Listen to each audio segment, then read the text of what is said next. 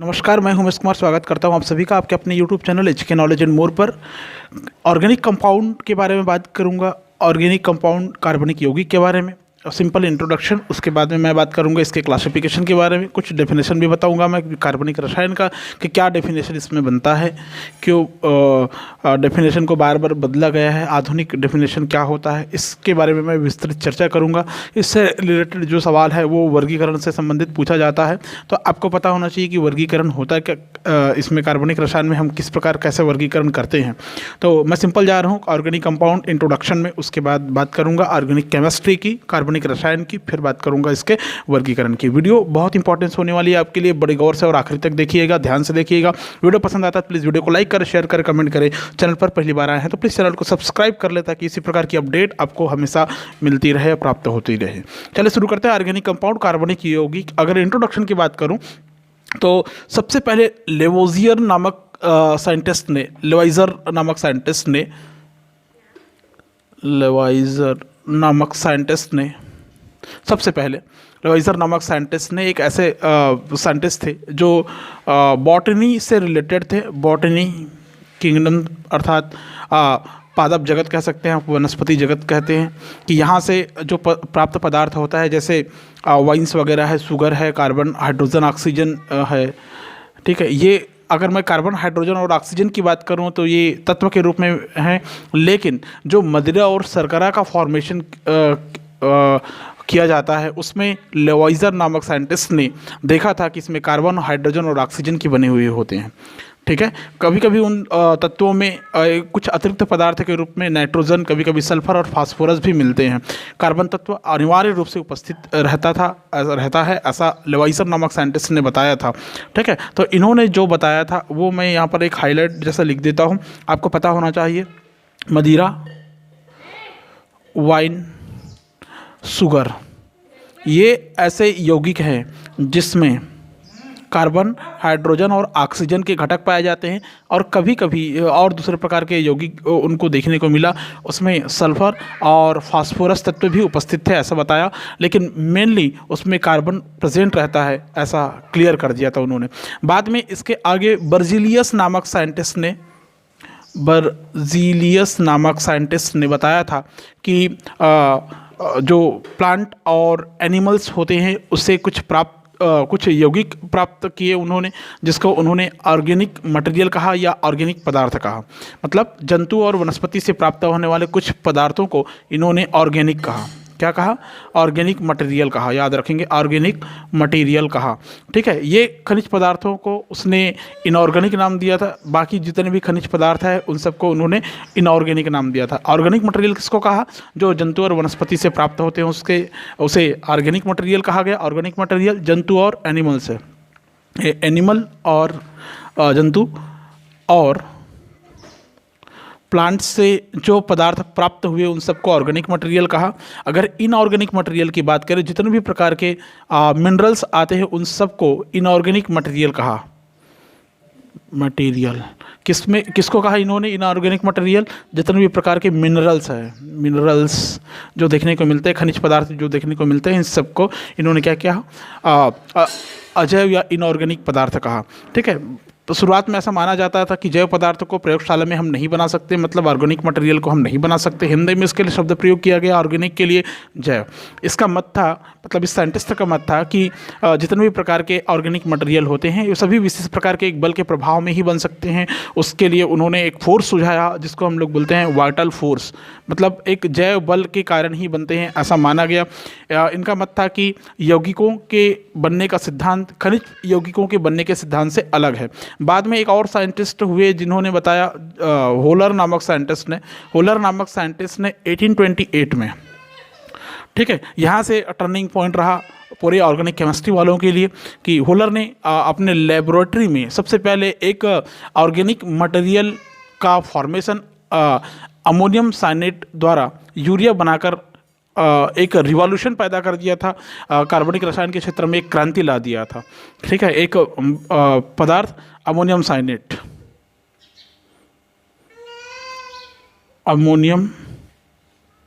साइनेट, ammonium साइनेट से इन्होंने प्रयोगशाला में यूरिया का फॉर्मेशन किया था। यहाँ से टर्निंग पॉइंट सिद्ध हुआ। इसके साथ यह विश्वास गलत सिद्ध हो गया था कि जैव पदार्थ जीवित पदार्थों से ही प्राप्त किए जाते हैं। फॉर एग्जाम्पल आप देख सकते हैं यह अमोनियम साइनेट को जब गर्म किया जाता है, हीट किया जाता है, ठीक है, क्या किया जाता है, जब हीट किया जाता है तो ये प्राप्त हुआ अमोनिया के रूप में कन्वर्ट हो गया। किसके रूप में कन्वर्ट हो गया? अमोनिया के रूप में कन्वर्ट हो गया। इसको NH2CO NH2 के नाम से जानते हैं, या आज लिखते टाइम ऐसा लिख सकते हैं आप इसको।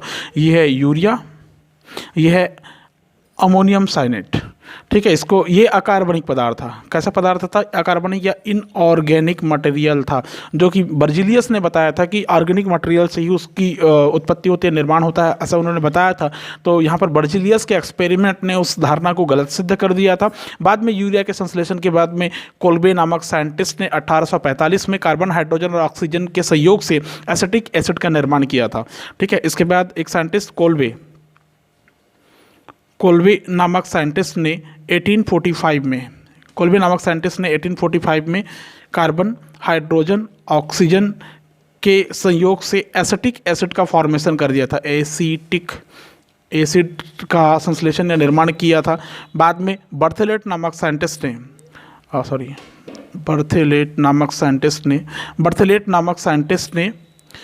1856 में कार्बन, हाइड्रोजन के संयोग से मीथेन का संश्लेषण कर दिया था, मीथेन का संश्लेषण किया।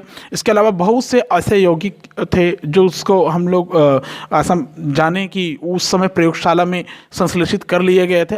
लेकिन आजकल अगर मॉडर्न एज की बात करें तो मीथेन से पेट्रोलियम, रबर, रेयॉन, प्लास्टिक, कई प्रकार के मेडिसिन्स, इत्र और कई प्रकार के जटिल कंपाउंड कॉम्प्लेक्स बनाए जा रहे हैं, ठीक है। यहाँ तक कि हेरिडिटी कैरेक्टर को भी नियंत्रित करने वाले जीन्स भी प्रयोगशाला में बना लिए गए हैं। ये आपको पता होगा। अगर आप साइंस और बायोलॉजी से रिलेटेड हैं तो आपके लिए भी एक बहुत अच्छी जानकारी हो सकती है कि कई प्रकार के हेरिडिटी कैरेक्टर को कंट्रोल करने वाले जो जीन्स है वो आज लेबोरेटरी में बना लिए गए हैं।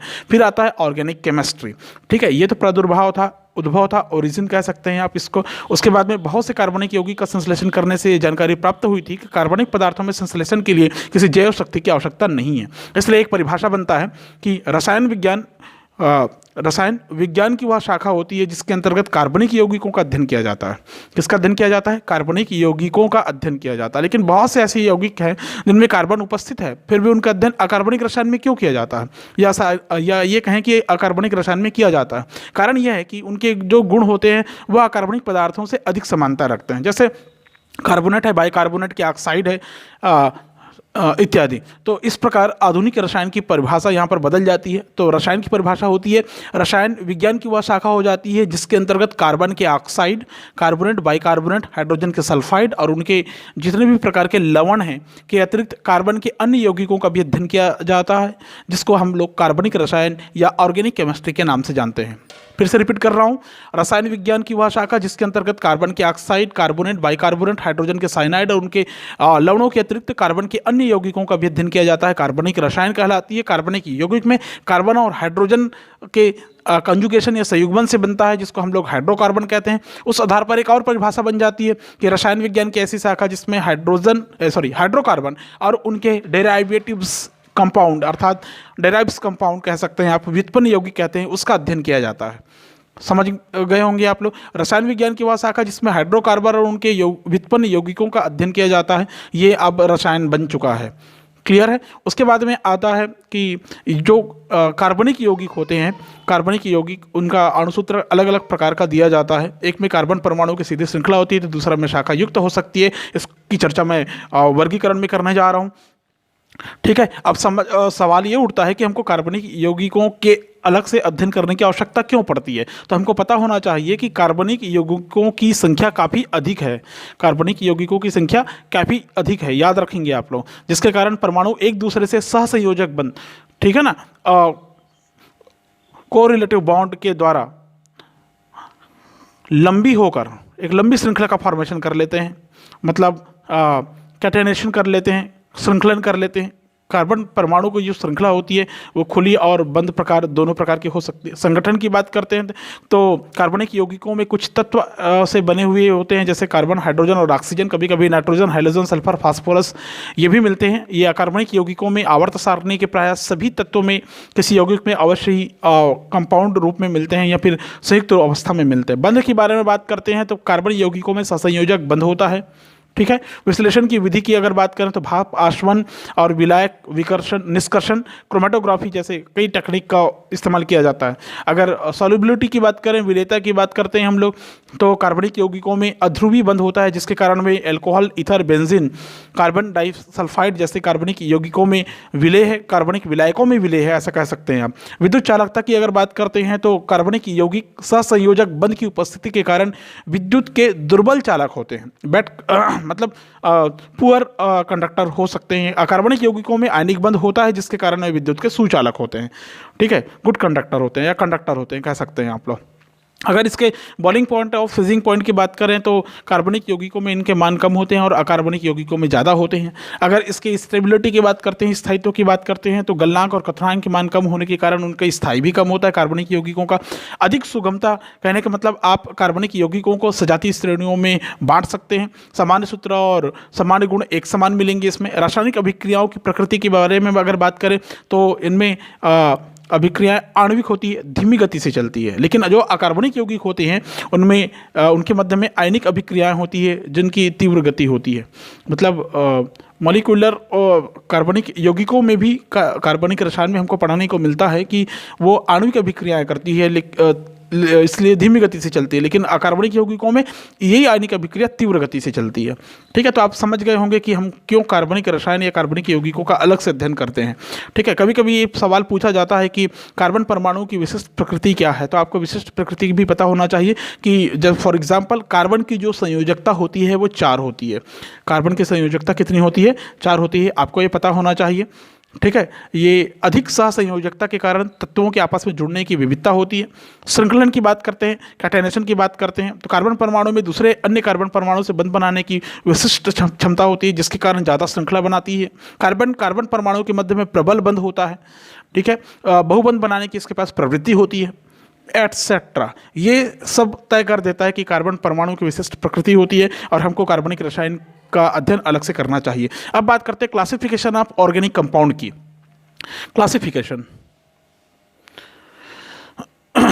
क्लासिफिकेशन ऑफ ऑर्गेनिक कंपाउंड, वर्गीकरण कैसे करते हैं इसका कार्बनिक रसायन में।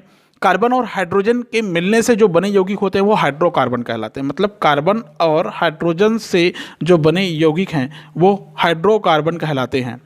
समझ में आया? हाइड्रोकार्बन कार्बनिक यौगिक होते हैं। इसके अलावा कार्बनिक यौगिक में कार्बन और हाइड्रोजन के साथ कभी कभी आपको देखने को मिलेगा ऑक्सीजन, नाइट्रोजन, सल्फर, फास्फोरस इत्यादि भी देखने को मिलेंगे। तो कार्बनिक यौगिकों को सबसे पहले हम 2 प्रमुख श्रेणी में विभाजित करते हैं। 2 प्रमुख श्रेणी कौन कौन से हैं? देखिए, कार्बनिक यौगिकों को पहले हम 2 श्रेणी में विभाजित करेंगे। एक होता है जिसको हम लोग कहते हैं ओपन चेन। क्या बोलते हैं? ओपन चेन, या इसको बोलते हैं हम लोग विवृत श्रृंखला। ठीक है, इसी को और बोला गया है एसाइक्लिक या अचक्री, एसाइक्लिक या अचक्री, या और इसमें आता है एलिफेटिक कंपाउंड बोलते हैं इसको, एलिफेटिक कंपाउंड बोलते हैं, एलिफेटिक कंपाउंड बोलते हैं। ये हो गया फर्स्ट। ठीक है, अगर इसमें सेकंड की बात करें, इसमें दूसरा, चलो पहला को मैं पहले क्लियर कर देता हूँ। कार्बन की विविध श्रृंखला या एलिफेटिक यौगिक के कारण इसको एक श्रेणी हो गया। ठीक है, तो इसमें क्या होगा, इन यौगिकों को वशी यौगिक कहते हैं हम लोग। क्या कहते हैं? फैटी कंपाउंड कहते हैं इसको। क्या कहते हैं? फैटी कंपाउंड कहते हैं, वशी यौगिक कहते हैं। इन यौगिकों में कार्बन के सभी परमाणु एक दूसरे से ओपन चैन में या ओपन कैटेशन में जुड़ा हुआ रहता है, श्रृंखलन होते हैं। कार्बन के सब परमाणु एक सीधी रेखा में होते हैं। फॉर एग्जाम्पल, कार्बन के जितने भी परमाणु आपको देखने को मिलेंगे लगभग सारे सीधी रेखा में मिलेंगे। ये ऐसा, इसकी बात कर रहे हैं। ठीक है, ये सीधी रेखा हो गई। इनमें पार्श्व श्रृंखलाएं भी होती, ये हो गया सीधी रेखा वाला। ठीक है ना, लाइनर। और पार्श्व श्रृंखला वाले कैसी होती है? ये पार्श्व श्रृंखला देख लीजिए आप,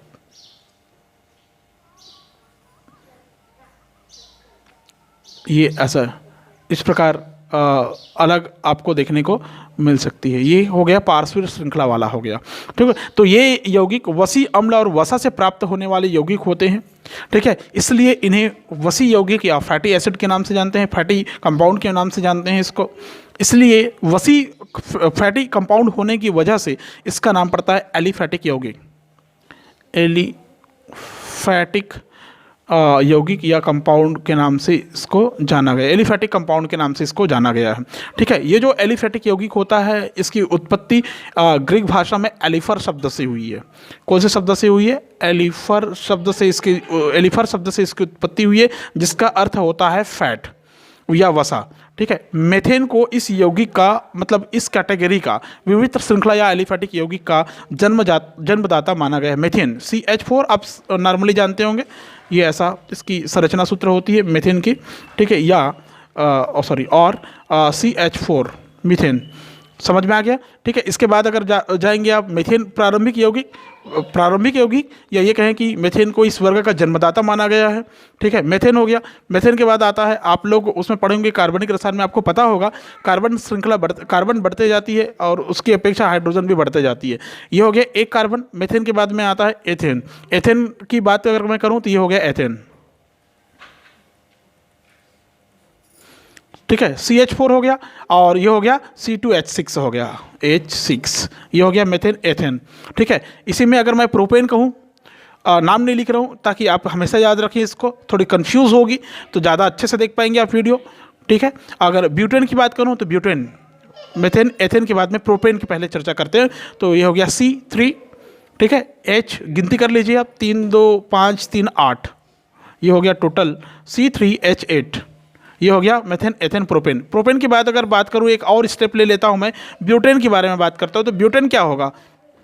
ब्यूटेन C4 1 2 3 4, हाइड्रोजन की संख्या 3 5 7 एंड देन 3 10, ये हो गया C4H10 हो गया, ये हो गया ब्यूटेन का हो गया, ठीक है। तो ऐसे ये कार्बन की जो श्रृंखला आपको देखने को मिल रही है ओपन चेन या एसाइक्लिक या एलिफैटिक कंपाउंड के रूप में आपको देखने को मिलती है। इसके बाद में आता है ओपन, ये तो था ओपन चेन। इसका दूसरा भाग होता है जिसको हम लोग कहते हैं क्लोज्ड। इसका दूसरा भाग क्या होता है? क्लोज्ड बोलते हैं, जिसको हम लोग ये संवृत्त श्रृंखला या साइक्लिक कंपाउंड के रूप में इसकी गिनती करते हैं। सेकेंड, क्लोज्ड चेन, संवृत्त श्रृंखला और साइक्लिक कंपाउंड, ठीक है ना। संवृत्त श्रृंखला या चक्रीय यौगिक कहते हैं। इन यौगिकों में कार्बन परमाणु हमेशा बंद श्रृंखला से जुड़े हुए रहते हैं, याद रखेंगे, बंद मतलब क्लोज्ड श्रृंखला से जुड़े हुए रहेंगे।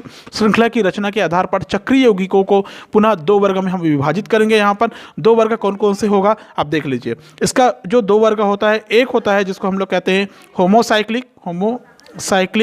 होमोसाइक्लिक मतलब होता है समचक्री। समचक्री कहने का मतलब होता है इन यौगिकों में क्लोज्ड कैटेशन या श्रृंखलन होता है। इसमें चक्र में केवल कार्बन परमाणु के आपस में जुड़ने से बनता है। इन यौगिक को फिर से हम 2 भागों में बांटते हैं, केवल कार्बन परमाणु के आपस में जुड़ने से बनता है, याद रखेंगे, ठीक है। इसको 2 भागों में फिर से बांटते हैं, ठीक है। इसके 2 भाग कौन कौन से हैं वो देखिए। इसके 2 भाग होमोसाइक्लिक के या समचक्री के, सम कहा गया है ना, याद रखें। ये होता है, एक होता है एरोमेटिक, ठीक है। ये जो एरोमेटिक होता है, एरोमेटिक कंपाउंड जो होता है, इसमें इस यौगिक में एक चक्र में कार्बन के मैक्सिमम 6 कार्बन आपको मिलेंगे। कार्बन की संख्या कितनी मिलेगी? 6 मिलेगी, 6 परमाणु मिलेंगे आपको। बेंजीन को सभी एरोमेटिक यौगिकों का जन्मदाता माना गया है, इसीलिए इसको बेंजीनॉइड कंपाउंड भी कहते हैं। बेंजीन C6H6, ये जो है बेंजीन, इसको कार्बन माने एरोमेटिक यौगिकों का जन्मदाता माना गया है, इसीलिए पूरे यौगिकों के समूह को बेंजीनाइट यौगिक भी कहते हैं। एरोमेटिक शब्द अंग्रेजी के एरोमा शब्द से लिया गया है। ये जो एरोमेटिक शब्द है इंग्लिश के एरोमा या अरोमा शब्द से लिया गया है, जिसका अर्थ होता है गंध। जिसका अर्थ क्या होता है? स्मेल या गंध होता है, याद रखेंगे आप लोग। इस वर्ग की यौगिकों में सुगंध होती है, इसलिए इसको एरोमेटिक यौगिक कहते हैं। उदाहरण के लिए आप देखिए, इसका स्ट्रक्चर देख सकते हैं आप लोग एरोमेटिक का। बेंजीन की बात मैंने किया है, तो benzene 1 2 3 4 5 and then 6, 1 2 3 4 5 6, double bond H6, 1 2 3 4 5 6। ठीक है, ये हो गया बेंजीन आपका। क्या है ये है बेंजीन, याद रखेंगे। एरोमेटिक समूह का जन्मदाता है बेंजीन, पूरे को बेंजाइड बोलते हैं। इसमें टॉलुइन, एंडिलीन, फिनॉल आते हैं, जिसमें कार्बन की संख्या 6 मानी गई है, कार्बन की संख्या 6 होती है। ठीक है, ये होता है एरोमेटिक होमोसाइक्लिक में। एरोमेटिक के बाद में इसमें जो सेकंड आपको देखने को मिलेगा वो सेकंड होता है एरोमेटिक के बाद में, दूसरा होता है एलिसाइक्लिक। एलिसाइक्लिक कहने का मतलब होता है ये भी समचक्री यौगिक होते हैं, जो कुछ गुणों में एलिफेटिक यौगिक से मिलते जुलते हैं, एरोमेटिक यौगिक से थोड़ा सा भिन्न होते हैं, एलिसाइक्लिक कंपाउंड कहलाते हैं। इन यौगिकों में एकांतता, एकल बंध तथा युग्म बंधों की कमी होती है। मतलब पेयर्ड नहीं मिलेंगे आपको, डबल बॉन्ड नहीं मिलेंगे एलिसाइक्लिक में, ऐसा समझ सकते हैं आप इसको थोड़ी देर के लिए। एकल बंध देखने को मिलेंगे, जिसके कारण इनमें एरोमेटिक यौगिकों से अधिक हाइड्रोजन परमाणु होते हैं। एरोमेटिक जो यौगिक आपने पढ़ा, इससे ज़्यादा हाइड्रोजन परमाणु आपको इसमें मिलेंगे। ठीक है, इसलिए इन यौगिकों के गुण एलिफेटिक यौगिकों से मिलते हैं। ऐसे यौगिकों में पॉलीमेथिलीन समूह मुख्य है। पॉलीमेथिलीन समूह का उदाहरण एक स्ट्रक्चर मैं इसका बना रहा हूँ साइक्लोहेक्सेन का। साइक्लोहेक्सेन आप देख सकते हैं 1 2 3 4 5 एंड देन 6। आपने कहा एकल बंध, ये एक सुना आपने एकल बंध। ठीक है, हाइड्रोजन की संख्या इसमें ज़्यादा होती है। H2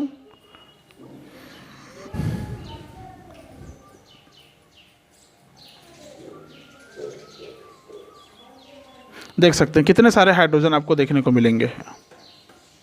H2 CH2 ऐसा बोल सकते हैं आप इसको, H2 ये होता है alicyclic. Cyclohexane, cyclopentane, cyclobutane, cyclopropane आप इसमें आगे बना सकते हैं। ये एग्जांपल के लिए मैंने एलिसाइक्लिक का एग्जांपल आपको दिया। ये है होमोसाइक्लिक का। होमोसाइक्लिक क्लोज चेन या साइक्लिक कंपाउंड का एक पहला पार्ट था। ठीक है, इसका दूसरा पार्ट होता है होमोसाइक्लिक के बाद में आता है सेकेंड नंबर का, जिसको हम लोग बोलते हैं हेट्रोसाइक्लिक। हेट्रोसाइक्लिक कहने का मतलब होता है विषम चक्रीय। विषम चक्रीय कहने का मतलब ये एक ऐसे कंपाउंड होते हैं जिसमें संवृत श्रृंखला में कार्बन परमाणु के अतिरिक्त अन्य दूसरे तत्वों के परमाणु, जैसे सल्फर हो सकता है, ऑक्सीजन हो सकता है, नाइट्रोजन हो सकता है, वो उपस्थित रहते हैं। मतलब कार्बन के अतिरिक्त क्या क्या हो सकता है, सल्फर या गंधक हो सकता है, नाइट्रोजन हो सकता है, ऑक्सीजन हो सकता है, इत्यादि आपको देखने को मिलेगा। फॉर एग्जांपल देख सकते हैं आप लोग, एक पिरिमिडिन का एग्जांपल मैं बता देता हूं आपको। पिरिमिडिन आपको कैसे दिखाई देगा, वो पिरिमिडिन देखिए कैसे दिखाई देगा। 1 2 3 4 5 एंड देन 6N देख लीजिए आप, 1 2। ठीक है, डबल बॉन्ड। ठीक है, ये नाइट्रोजन, ये जो संरचना बन रही है ये हो गया एक H, हाइड्रोजन। ये पिरिमिडिन है, पिरिडीन है। ये क्या है, पिरिडीन है। इसमें थायोफिन भी आता है, थायोफिन भी आप देख सकते हैं आप लोग। थायोफिन में इसमें सल्फर मिलेगा थायोफिन में, ये पिरिडीन है। थायोफिन का स्ट्रक्चर देख सकते हैं आप लोग, 1 2 3 4 एंड देन S। ये आपको ऐसा देखने को मिलेगा, डबल बॉन्ड। ये जो S थायोफिन, देखिए अब समझ सकते हैं या समझ गए होंगे कि इसमें कार्बन के अतिरिक्त, कार्बन और हाइड्रोजन के अतिरिक्त ऐसा कहूँ मैं सीधा, तो इसमें और दूसरे प्रकार के तत्व आपको देखने को मिल सकते हैं। तो ये हो गया विषम चक्रीय यौगिक। अच्छे से याद कर लेंगे आप इसको। ठीक है, बहुत सारे एग्जाम्पल मैंने इसमें बोल के बताया है। ठीक है, कहीं पर भी कन्फ्यूज़न होगा तो आप मुझे कमेंट करके बता सकते हैं। ये वीडियो पसंद आया तो प्लीज़ वीडियो को लाइक करें, शेयर करें, कमेंट करें, और चैनल पर पहली बार आए तो प्लीज़ चैनल को सब्सक्राइब कर ले, ताकि इसी प्रकार के वीडियो के अपडेट आपको हमेशा प्राप्त हो। Thank you so much.